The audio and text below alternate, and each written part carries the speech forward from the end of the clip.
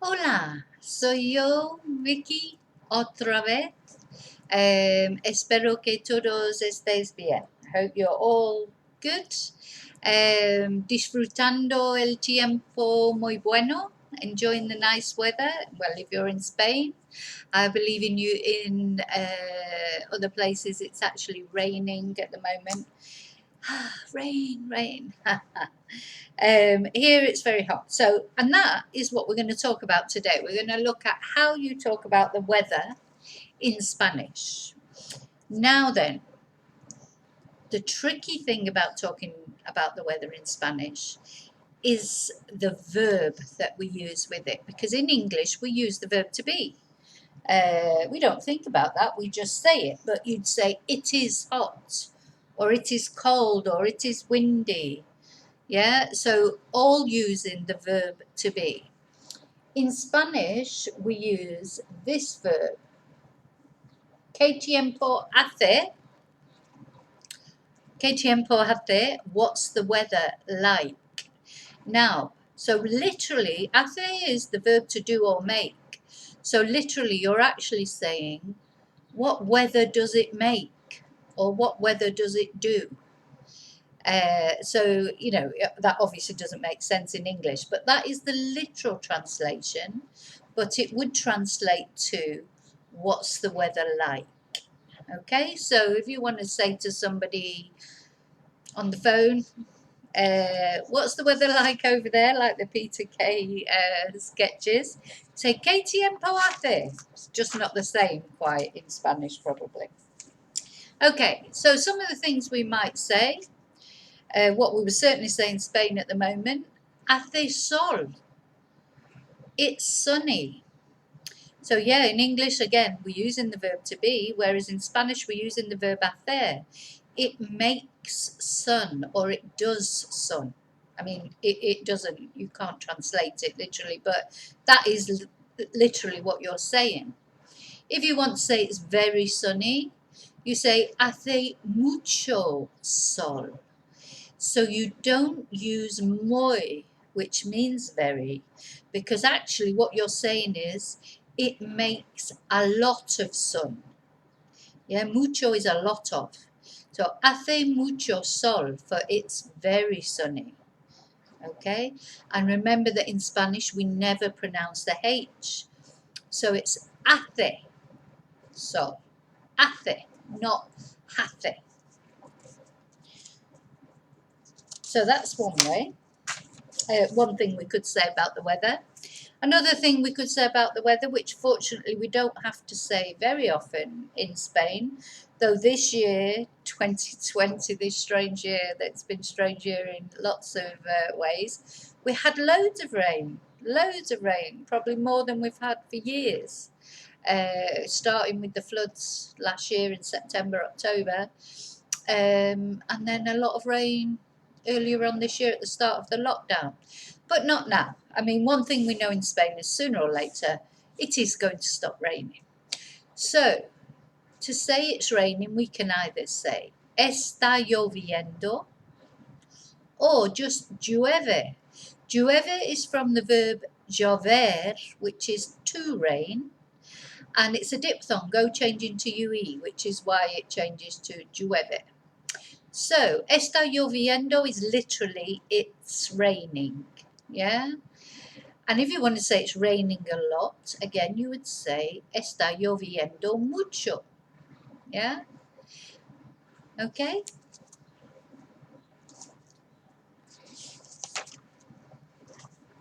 Something we say a lot in Spain, hace calor, yeah? It's hot. And if you wanted to say it's very hot, again, you wouldn't use very, muy, you would use mucho. It makes a lot of heat. Hace mucho calor. Okay? And the opposite of being very hot, of course, hace frio. It makes a lot of cold. Or hace mucho frío, for it's very cold. And in Spain, it's cold if it's less than 18 degrees. You'll hear people saying this, hace frio, because we like really our temperature to be about 21, 22 degrees, which is the perfect temperature. So it's cold or it's very cold, hace frio or hace mucho frio. Now, for all these, if you wanted to make it into the negative and say it's not very cold, you would simply put a no in front of the hace. No hace mucho frio. Yeah, it's not very cold. The same going back to the calor. No hace mucho calor. It's not very hot. So the raining, it's not raining, you would say no está lloviendo. ¿Sabes? So very simple to make a negative in Spanish. You just put the no in front of the verb. So another thing we might say when it's a little bit of a breeze, hace fresco. Yeah, it's fresh. And if we want to say it's very fresh, this one we would use very. We wouldn't say mucho fresco. We would say hace muy fresco. It's very fresh. It's lovely that actually por la mañana, ahora en verano, in the mornings, sobre las 6, 7 de la mañana, if you're a person who gets up early, it is so the best time of the day because it's lovely and fresh. Even in August, it's normally quite nice at 6 o'clock in the morning. If you can get up at that time, that's the time I walk my dogs. It's fantastic. Okay, another way of describing the weather. Hace mucho viento, or just hace viento. Hace viento, it's windy. Hace mucho viento, it's very windy. Viento, so viento. There's always this discrepancy about how to pronounce a V, should you pronounce it as a B, etc. I personally wouldn't recommend you to pronounce it as a B.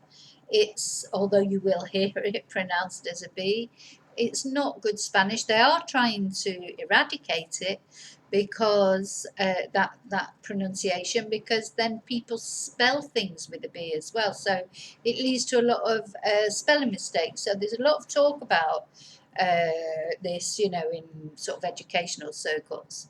So I would say the. Hace viento. If you say viento and somebody looks at you like they don't understand you, then say viento, because that's probably just the way they say it. It's their accent.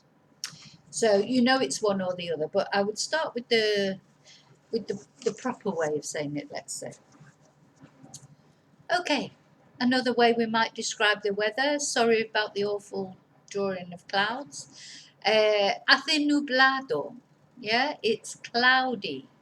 And if it's very cloudy, it's hace muy nublado. You could say hace muchos nubes. It makes a lot of clouds. That's another way of saying it. But if you use nublado, hace nublado, and it's very cloudy, hace muy nublado. ¿Vale? And that might be the last one. Yeah. So, ¿qué tiempo hace donde estás tú? What's the weather like where you are? And ¿qué tiempo prefieres? What weather do you prefer? Oh, another thing too that I just want to point out before I finish is tiempo, of course, has other meanings. Tiempo means weather, as we've seen. ¿Qué tiempo hace? What's the weather like? Or it can mean time, a period of time. Yeah, tiempo, cuánto tiempo, how long. And it also means tense, as in grammar. Like time in grammar, present tense, past tense, future tense, etc. If you've been studying Spanish a little while, you will know what tenses are. If you don't know what tenses are, have a look at, go back to the beginning of my videos, and I do explain to you about grammar, because unfortunately, or fortunately, because it's not that bad actually once you get used to it. When we speak in our own language, we don't think about grammar. We don't need to think about grammar. We just speak automatically. But when we learn a new language, we learn about grammar. We have to, and especially with Spanish, because in Spanish the verb is the most important thing. So it's important that we understand verbs and tenses, which are tiempos also. Okay, so thank you for watching. I hope you found the video useful. If you did, please give me a thumbs up. If you've not already subscribed and you feel inclined, if you'd like to, please press subscribe to be updated when new videos come out. All this will be in the description box, along with details of the books that I have and classes that I do, etc. Thank you for everyone who has subscribed. I'm well on the way to 340 subscribers now, which is brilliant. And gracias. So, te veo en el próximo video. Muchas gracias. Hasta luego.